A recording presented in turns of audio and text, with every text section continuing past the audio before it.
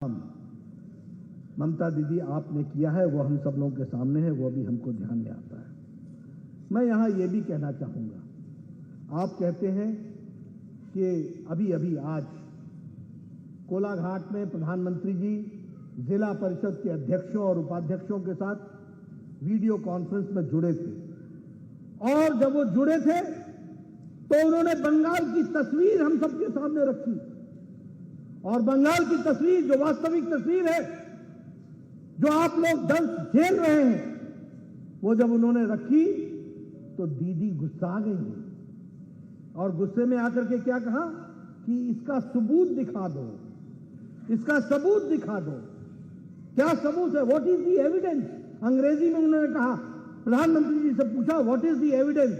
मैं आपसे पूछना चाहता हूं, बताओ चुनाव में हिंसा हुई थी कि नहीं हुई थी? बोलो, हुई थी कि नहीं हुई थी? आप बताइए, महिलाओं का बल से बलात्कार हुआ कि नहीं हुआ? आप बताइए, परिवारों को आप पर आक्रमण हुआ कि नहीं हुआ? आप बताइए, हमारे लोग विस्थापित हुए कि नहीं हुए?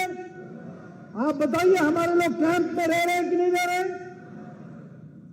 क्या एविडेंस आप मांगते हो? किस चीज का एविडेंस मांगते हो? आप बताओ कि अखबारों ने और टीवी ने रिपोर्ट किया कि नहीं किया? मैं आपके सामने बताना चाहता हूं, 2021 के चुनाव में जो असेंबली का चुनाव था, चुनाव के नतीजे निकलते ही जो घटनाएं घटी उनकी संख्या थी 12,000। मैं बता रहा हूं 12,000। क्या एविडेंस मांगती है ममता जी?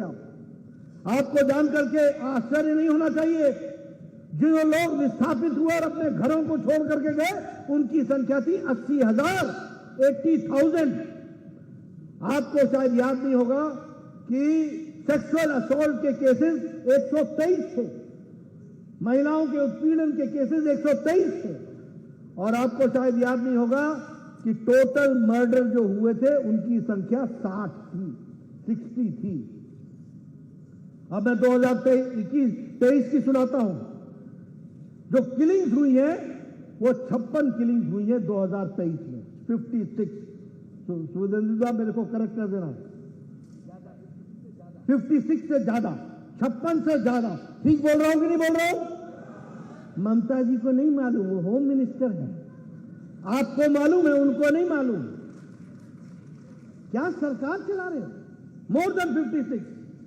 और जो बीजेपी के कार्यकर्ताओं पर अटैक हुआ है, जो हमारी बहन और भाई आकर के आपको बताए, उनकी संख्या है 3,452, 3,452। और बूथ कैप्चरिंग जो हुई है उसकी संख्या है 21,069।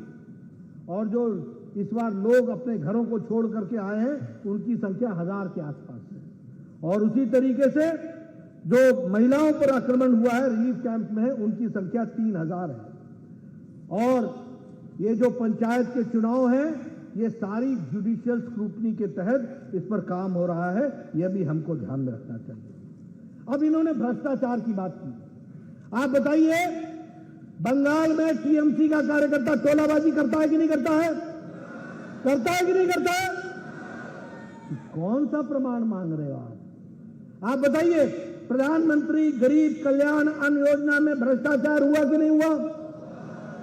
आप बताइए कि अम्फान के राहत कार्य में, अनाज में और राहत कार्यों में घोटाला हुआ कि नहीं हुआ? आप बताइए, प्रधानमंत्री आवास योजना जिसको बांग्लार बाड़ी बना दिया, उसमें घोटाला हुआ है कि नहीं हुआ है? आप बताइए, कोल का घोटाला हुआ है कि नहीं हुआ है? अभिषेक बाबू भाईपो पर केस है कि नहीं है? इन्वेस्टिगेशन चल रहा है कि नहीं चल रहा है? बालू बेचा है कि नहीं बेचा है?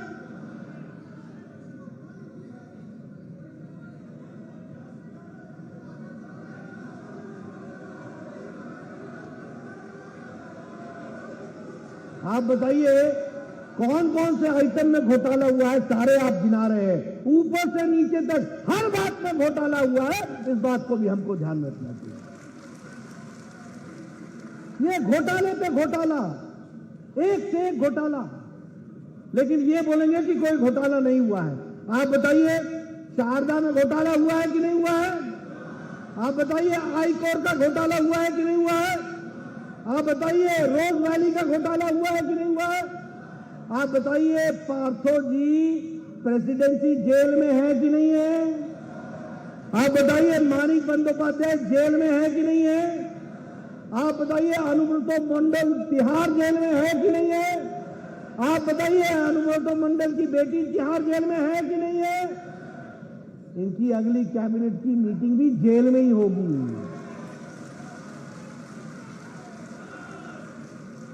और ममता दीदी बोलती है प्रमाण लाओ, प्रमाण। एविडेंस कौन सा एविडेंस चाहिए? इतने लोग तो जेल में हैं हर तरीके के भ्रष्टाचार करने के बाद। बोलो, टीचर रिक्रूटमेंट स्कैम हुआ कि नहीं हुआ? आप बताइए, जॉब फॉर कैश स्कैम हुआ कि नहीं हुआ? कोल स्कैम हुआ कि नहीं हुआ? काओ स्मगलिंग हुआ कि नहीं हुआ? गाय का तस्करी हुई कि नहीं हुई? स्मगलिंग हुई कि नहीं हुई? और आप बताइए कि व्यक्तियों का एक्सटॉर्शन हुआ है कि नहीं हुआ है? कैसे सरकार, कैसा? और बोलते हैं एविडेंस लाओ। आप बताइए, ग्रामीण सड़क योजना में घोटाला हुआ है कि नहीं हुआ है? कौन सा ऐसा बच गया जिसका घोटाला नहीं हुआ? वो हम जानना चाहते हैं, वो हम समझना चाहते हैं। ये मैं आपसे जरूर कहूंगा। मित्रों, मैं अंत में एक बात और बताना चाहता हूं दुख के साथ। ममता दीदी महिला, आपको करुणा नहीं आती, आपको दया नहीं आती। जिस तरीके से आप होम मिनिस्टर होकर के आज यहां पर तांडव नृत्य हो रहा है, मिशन हत्याएं हो रही हैं और आप एविडेंस मांग रही हैं। आपको मैं बताना चाहता हूं कि एनसीआरबी का जो 2021 का रिपोर्ट है, उसमें क्राइम अगेंस्ट वुमेन 74.6% है, तो वो बंगाल में है। ये भी हमको ध्यान में रखना चाहिए। उसी तरीके से अगर हम कहें एसिड अटैक में, उसमें भी बंगाल सबसे आगे है। और अगर हम कहें हीनियस क्राइम में भी अगर हॉटस्पॉट है, तो वह भी बंगाल है। और सबसे दुख के साथ कहना पड़ता है कि महिलाओं की ट्रैफिकिंग भी सबसे ज्यादा हो रही है, तो बंगाल से हो रही है। यह परिस्थिति ला करके खड़ी की है। मित्रों, ऐसी सरकार को रहने देना है क्या? ऐसी सरकार को रहने देना है क्या? मैं ममता जी से बताना चाहता हूं, प्रजातांत्रिक तरीके से लड़ेंगे। भारतीय जनता पार्टी ही बंगाल की आवाज बनेगी कल, और भारतीय जनता पार्टी विजयश्री होगी। तुम्हारे में जितना दम है लगा दो, जितना दमन करना है कर लो, जोर है कितना तुम्हारे बाजुओं में हमें पता है। भारतीय जनता पार्टी प्रजातांत्रिक तरीके से बंगाल की आवाम की, बंगाल की माताओं का आशीर्वाद लेकर के, बंगाल के बुजुर्गों का आशीर्वाद लेकर के, बंगाल के नौजवानों का साथ लेकर के प्रजातांत्रिक तरीके से तुम्हें उखाड़ फेंकेंगे और यहां भारतीय जनता पार्टी की सरकार बनाएंगे। बोलिए, करेंगे ना? करेंगे ना? करेंगे ना? बहुत बहुत धन्यवाद। जय भारत, जय